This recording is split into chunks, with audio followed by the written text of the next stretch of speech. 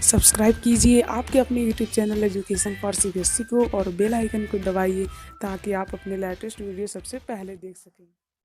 Hello बच्चों, आज के स्टूडियो में बात करने वाले हैं चैप्टर 3 के बारे में। ठीक है, नेशनलिज्म इन इंडिया। तो इस वीडियो में बेसिकली आप लोगों को 3 चीज़ें बताऊंगा। ठीक है, पहला तो हम जानेंगे कि इसमें किस तरीके का क्वेश्चन पूछा जाता है। ठीक है, हम सारे क्वेश्चन को पहले डिस्कस कर लेंगे कि हमारा क्वेश्चन किस किस टाइप से आपसे पूछा जाता है। ठीक है, दूसरी बात कि मैं आप लोगों को क्वेश्चन के साथ उसके आंसर को भी थोड़ा सा आपको एक्सप्लोर करवा दूंगा, जिसके थ्रू आप लोगों को कम से कम ये पता चल जाएगा कि आप लोगों को क्वेश्चन में अप्रोच क्या रखनी है, कैसे और किस तरह बेसिकली लिखना है। ठीक है, और तीसरा बात कि आप लोग इस क्वेश्चन जितने भी दिए हैं सबका स्क्रीनशॉट जरूर ले लीजिएगा, ताकि फ्यूचर में आप लोगों को रिवाइज करने में बहुत ही आसानी हो। तो कुल मिला जुला कर ये जितने भी क्वेश्चन बहुत ही इंपॉर्टेंट है, सारे प्रीवियस ईयर के ही क्वेश्चन है। ठीक है, तो हम लोग चलिए पहला बात स्टार्ट करते हैं कि why Gandhi ji withdraw the non cooperation movement. ठीक है, मतलब गांधी जी ने नॉन कोऑपरेशन मूवमेंट को क्यों वापस ले लिया। तो देखिए, सबसे पहले हम समझ लेते हैं कि कोऑपरेशन मूवमेंट क्या होता है।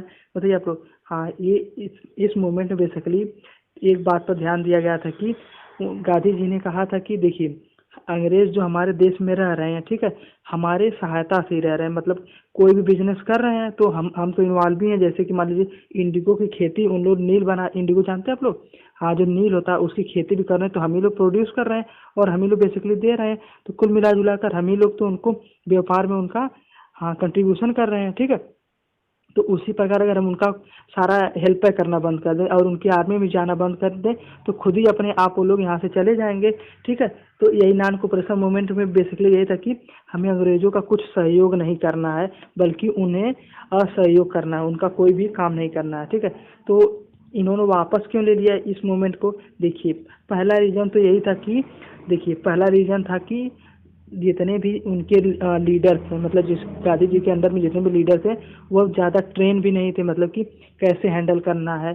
तो गांधी जी ने कहा था मुझे थोड़ा सा भी वायलेंस नहीं होना चाहिए, लेकिन गड़बड़ हो गई। जलियांवाला बाग कांड वहाँ पर हो गया कि वहाँ पर जनरल डायर ने आकर सभी लोगों को गोली से क्या कर दिया, भुनवा दिया, जिसकी वजह से क्या हुआ कि गांधी जी तक जब बात पे पहुंची तो वो बहुत दुखी थे। क्यों? क्योंकि वो चाहते थे कि हम जितनी भी आज़ादी लें तो नॉन वायलेंस के बेसिस पर लें। तो कुल मिला जुला कर जलियांवाला बाग कांड हो गया, इसकी वजह से इन्होंने वापस ले लिया।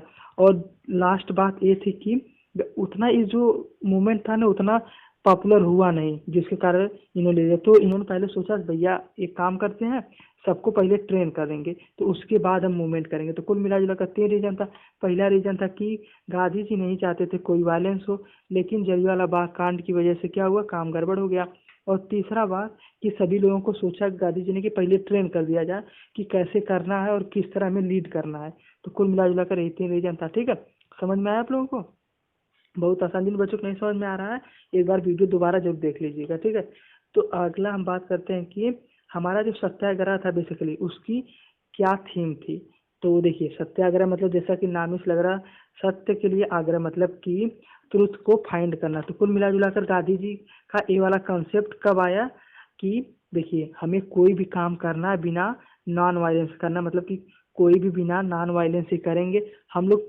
गांधी जी ये सोचते थे, मतलब उनका कहना था कि देखिए हम लोग ट्रुथ को हम लोग खोजना है, तो हम लोग ट्रुथ के लिए, अगर हम ट्रुथ के लिए हम नॉन वायलेंस से ही उसका अच्छा रास्ता निकाल सकते हैं और हम अपने आप की स्वतंत्रता को पा सकते हैं। ठीक है, तो कुल मिला जुला कर सत्याग्रह का मेन मोटो यही था कि हमें अपने देश को आज़ाद करवाना है, लेकिन हमें थोड़ा भी वायलेंस नहीं करना है। ठीक है, मतलब किसी को भी क्षति न हो। चाहे अंग्रेज भी तो क्रिएचर ही हैं, तो वो सोचते थे कि भैया उन्हें हम प्रेम से भगा देंगे। तो कुल मिला जुला कर सत्याग्रह में यही था। ठीक है, नॉन वायलेंस का बेसिकली रूल था। तो हम आगे बात करते हैं। देखिए, ये वाला क्वेश्चन बहुत इंपॉर्टेंट है, पूछ लेता है कि रोल ऑफ अलौरी सीताराम का क्या था। ठीक है, ये जो हमारे अलौरी सीताराम थे बेसिकली आंध्र प्रदेश में इनका बहुत ज़्यादा दबदबा था, मतलब कि एक तरह से बहुत इमर्जिंग लीडर के रूप में आए थे। कुल मिला जुला कर इन्होंने क्या किया, ये पहला बात कि ये गांधी जी से एस्पायर थे। ठीक है, कि मतलब कि गांधी जी जैसे मूवमेंट कर रहे हैं तो ये भी चाहते थे कि मैं भी इस मूवमेंट में भाग लूं, लेकिन इनकी थिंकिंग थोड़ी सी अलग थी। ये सोचते थे देखिए हम कुछ भी कर लें, हम नॉन वायलेंस के दम पे कैसे किसी को भगा सकते हैं। क्यों?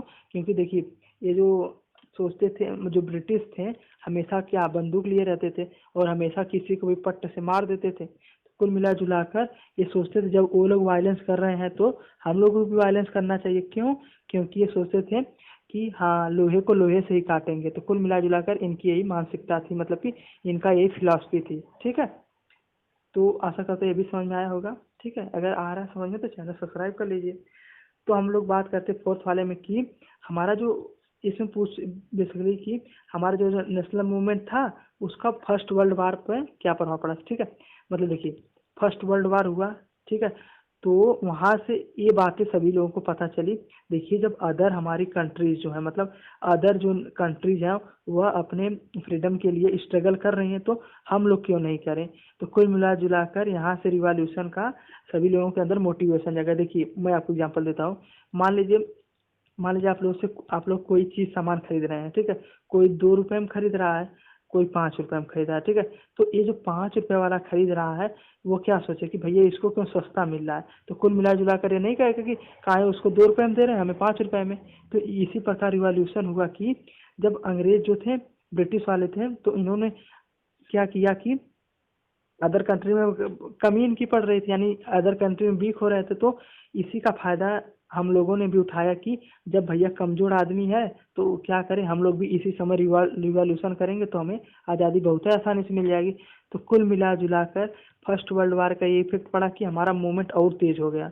ठीक है, दूसरा बात कि ब्रिटिश आर्मी कमजोर पड़ने लगी। क्यों? क्योंकि कई जगह युद्ध लड़ रही थी तो सारी इनकी आर्मी भी मर रही थी, तो इनकी आर्मी भी कम हो गई। तीसरा, इनका दबदबा भी धीरे धीरे अब कम ही हो रहा था, हर कंट्री से इसका दबदबा उठ रहा था। तो कुल मिला जुला कर इसका यही प्रभाव था कि कैसे हैंडल किया जाए अपने मूवमेंट को, नेशनल मूवमेंट को। ठीक है, समझ में आया। अगर हम बात करते हैं कि हमारा जो रॉयल्ट एक्ट था, इंडियन ने क्यों इसका विरोध किया। ठीक है, तो हम लोग पहले समझ लेते हैं हमारा रॉयल्ट एक्ट क्या होता है। देखिए रॉयल्ट एक्ट में बेसिकली ये कहा गया कि बेसिकली देखिए हम समझते हैं रॉयल एक्ट लाया किस लिए गया था। रॉयल एक्ट इसलिए लाया गया था, इसमें जितने भी हमारे पॉलिटिकल एक्टिविटीज थी, जितने भी हमारे रिवॉल्यूशन हो रहा, जितने भी हमारे विद्रोह हो रहे थे बेसिकली उसको दबाने के लिए लाया गया था। ठीक है, रॉयल एक्ट इसलिए लाया गया था, हाँ विद्रोह रिवॉल्यूशन को दबाने के लिए लाया गया था। और इसमें कहा क्या गया था, दूसरी बात इसमें कहा गया था हम किसी पॉलिटिकल लीडर को कभी भी उठा सकते हैं। ठीक, मतलब अगर कोई पॉलिटिकल लीडर है उसे कभी भी उठा सकते हैं, और किसी पर्सन को भी हम उठा के जेल में डाल सकते हैं। दूसरी बात कि अगर वो पर्सन अपोज भी नहीं कर सकता कि भैया क्यों हमें उठा रहे हैं, हमें ऊपर ट्रायल किया जाए, पहले कोर्ट से फैसला लिया जाए। मतलब ये कुल मिला जुला कर कोर्ट वाला भी सिस्टम खत्म कर दें कि किसी को भी उठा के डालें जेल में, सारा सिस्टम को अपने हाथ में लेके। तीसरी बात, इनका मेन मोटो था कि देखिए ये लोग तो थोड़ा कमजोर पड़ रहे थे, तो यह अपना दबदबा दबाने के लिए या दिखाने के लिए कि भैया अभी हम कमजोर नहीं है, तो कुल मिला जुला कर फेंकने या ज़्यादा अपने आप को शो ऑफ करने के लिए रॉयल एक्ट लाए। ठीक है, तो इसका विद्रोह किस लिए हुआ? पहला विद्रोह इसलिए हुआ कि भैया ऐसी कैसी बात है कि अगर हम अपने किसी भी अच्छी चीज़ के लिए अगर रिवोल्ट कर रहे हैं या हमें आज़ादी के लिए जब रिवॉल्यूशन कर रहे हैं तो आप लोग ऐसे कैसे किसी को डाल सकते हैं। ठीक है, कि मतलब किसी पॉलिटिकल लीडर कैसे डाल सकते हैं अगर कोई वह अच्छे से मतलब नॉन वायलेंस के दम पे कर रहा है। इसीलिए गांधी जी ने भी इसका विरोध किया, नॉन वायलेंस के दम पे हम लोग कर रहे हैं भैया, हम लोग करने दीजिए। ठीक है, और तीसरा बात कि रॉयल एक्ट को इसलिए भी विरोध किया गया ताकि कोई भी वायलेंस ना हो। मतलब कि देखिए ये लोग अंग्रेज वैसे भी तो ब्रिटिश जितने भी थे तो वायलेंस तो करते ही थे, तो ये भी इसलिए विरोध किया गया कि आप लोग वायलेंस थोड़ा कम करिए। ठीक है, यानी ज़्यादातर अत्याचार मत करिए। समझिए, आशा करता हूँ समझ में आ रहा होगा। ठीक है, फील आ रहा है कि नहीं? हाँ, थोड़ा थोड़ा फील ले लेती रहिए तो आ जाएगा, काम हो जाएगा। तो हमारा 6th वाला क्वेश्चन है कि जलियांवाला बाग कांड के बारे में डिस्क्राइब करना है। देखिए जलियांवाला बाग कांड में बेसिकली देखिए कमी कहाँ रहेगी, हम उसके पहले डिस्कस कर लेते हैं। वैसे तो हम जलियांवाला बाग कांड जानते हैं क्या आता है। एक कमी देखिए पहले ये रह गई कि वो जहाँ पे सब लोग पर्सन इकट्ठा हुए थे वहाँ पर मार्शल लॉ लागू था। क्या था?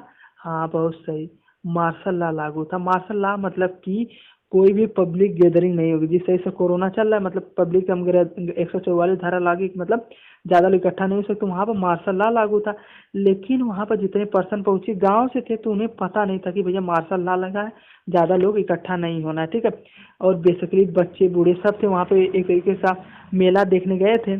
ठीक है, तो इसी में गड़बड़ हो गया और यहाँ पर कुछ पॉलिटिकल लीडर भी पहुँचे। और दूसरी बात कि जो जलियांवाला बाग कांड था उसमें केवल एक ही बाहर जाने का रास्ता था, तो यहाँ से जनरल डायर आया, यहीं से ब्लॉक कर दिया और ब्लॉक करके फायरिंग करने लगा।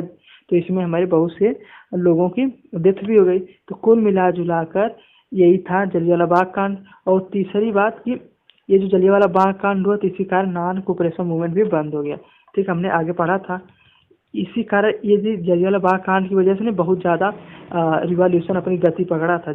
ठीक है, हमें ध्यान रखना, क्योंकि वहाँ पे जो छोटे बच्चे भी उन लोगों को सब मार दिए थे, तो बहुत गलत किए थे। ठीक है। और अगला हमारा आता है कि हमारी खिलाफत कमेटी क्यों बनाई गई बॉम्बे में। जो देखिए, पहली बात तो खिलाफत का कॉन्सेप्ट गांधी जी ने इसलिए लाया।